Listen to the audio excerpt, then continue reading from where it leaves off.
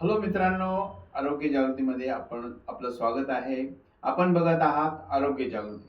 मित्र हो, राजकारणाच्या रणधुमाळीमध्ये आता 2026च्या सर्व भावी नगरसेवकांना आरोग्य जागृती परिवारातर्फे खूप खूप शुभेच्छा.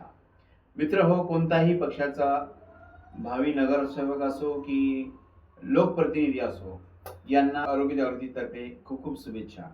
मित्र हो, आज आपण निवडणुकीचे आहे आणि याचबरोबर आपलं भविष्य जनता ठरवणार आहे. हो मित्रांनो, खूप चांगला विषय आहे आणि आपण म्हणत असाल की आरोग्य जागृतीमध्ये हा का नवीन विषय घेतलेला आहे. मित्रांनो, आम्हाला सांगायचं एकच आहे की कोणत्याही वार्डाचा असो किंवा प्रभागाचा असो किंवा शहराचा असो, विकास करायचा तर लोकप्रतिनिधी आवश्यक असतो. त्यासाठी तुम्हाला आज जनता निवडून देणार आहे. पण त्यापूर्वी आम्ही आपल्याला एकच विनंती करत असो, कोणत्याही पक्षाचा लोकप्रतिनिधी असो, त्यांनी जनतेचे आरोग्य बघणं खूपच गरजेचं आहे. मित्र हो, आपल्या वार्डात आपण उभा आहात. आपल्याला नागरिकांनी खूप प्रतिसाद मिळत असेल, प्रतिसाद मिळणार आहे आणि आपण निवडून पण येणार आहात. त्यासाठी आमच्या परिवारातर्फे आपल्याला शुभेच्छा पुन्हा एकदा. पण आमचं एकच विनंती आहे की जर आपण निवडून यायचं असेल तर आपण जनतेचे आरोग्य आणि वार्डाचं आरोग्य यावर काळजीपूर्वक लक्ष देणे गरजेचे आहे. मित्र, दुसरं असं आहे की शासनाच्या खूप आरोग्य योजना आहे, जसे की महात्मा ज्योतिबा फुले मुख्यमंत्री सहायता निधी आणि त्याचबरोबर आयुष्यमान भारत, तसेच वेगवेगळ्या योजना आहेत आरोग्य संदर्भात. पण आपण आपल्या वार्डात त्या योजनेचा कितपर्यंत उहापोह किंवा माहिती पोहोचवतो हे खूप गरजेचं आहे. तिसरा महत्वाचा प्रश्न आहे तो वयोवृद्ध आणि महिलांचे आरोग्य. हे पण खूप महत्वाचं आहे मित्रांनो, कारण यांचे आरोग्य खूप म्हणजे लहान बाळाला जेव्हा जसं सांभाळतो तसंच यांचं आरोग्य असतं. त्यासाठी आपण वयोवृद्धांच्या आरोग्यासाठी काय नियोजन करणार आहोत हे पण आम्ही तुम्हाला सांगण्याचा प्रयत्न करत आहोत. तिसरा महत्वाचा प्रश्न आहे मित्र हो, की आज युवकांमध्ये बेरोजगारी असल्यामुळे त्यांचं व्यसनाधीन खूप होत आहे आणि व्यसनाच्या आहारी जाऊन त्यांचे परिवार बर्बाद होत आहे. अशा युवकांसाठी आपण व्यसनाधीन न होऊ याकरता कोणत्या योजना आखणार आहोत हे पण जनतेसमोर मांडणं गरजेचं आहे.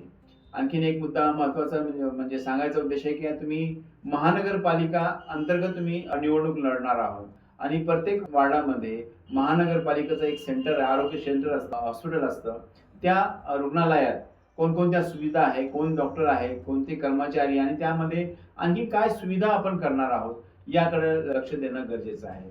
मित्र हो, आम्हाला सांगायचा उद्देश एकच होता की आपण निवडणूक लढणार आहात आणि आपल्याला जनता निवडून पण देणार आहे, परंतु त्यांच्या विश्वासाला न जाणार नाही हे पण काळजीपूर्वक घेणं गरजेचं आहे.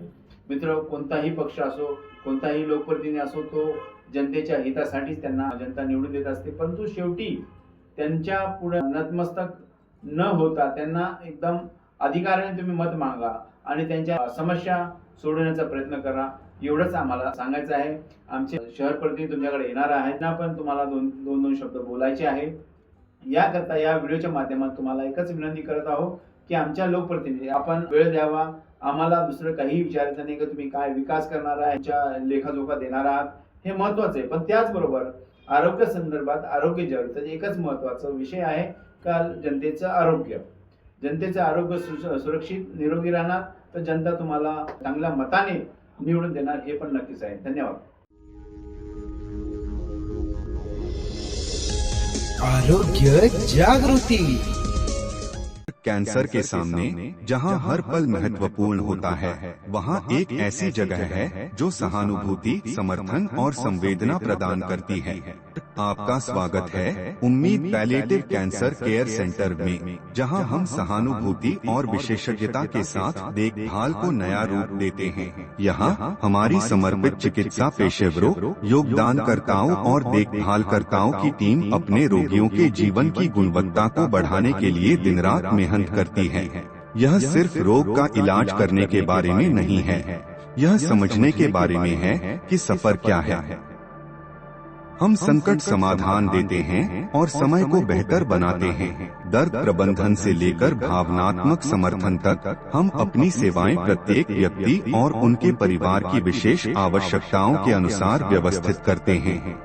हमारे संपूर्ण देखभाल दृष्टिकोण में चिकित्सा देखभाल को कला और संगीत जैसी थेरेपियों के साथ जोड़कर एक समर्थनमय वातावरण प्रदान करता है, जहां उपचार की प्रक्रिया फलने की संभावना होती है।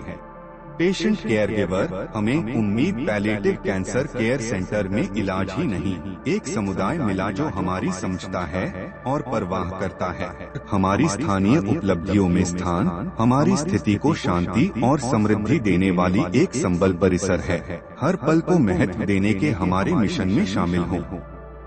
साथ में हम कैंसर से जूझ रहे लोगों को आशा, गरिमा और समर्थन प्रदान कर सकते हैं। साथ में हम बदलाव ला सकते हैं।